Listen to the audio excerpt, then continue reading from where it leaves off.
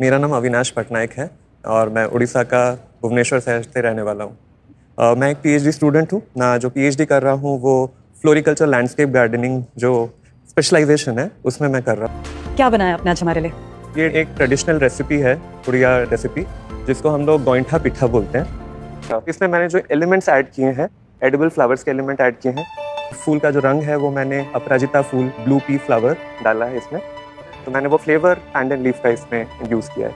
दूध में जो रंग है येलो कलर, वो मैंने, हम लोग उड़िया में उसे गोंगो सिउड़ी बोलते हैं। आपने मेरी बुक में इतने सारे बॉक्सेस टिक करे हैं, ऑनेस्टली मैं इसी से इतना इम्प्रेस्ड हूँ, बट फाइनली टेस्ट तो करना पड़ेगा। या श्योर।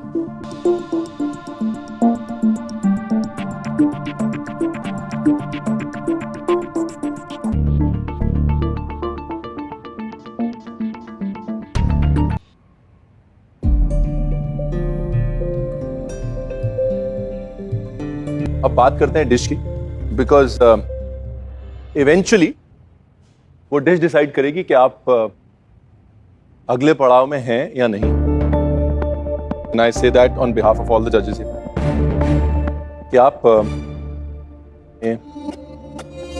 सीधा मास्टर शेफ किचन में एंट्री करते हैं। This is fantastic. Thank you chef, thank you chef. God bless you.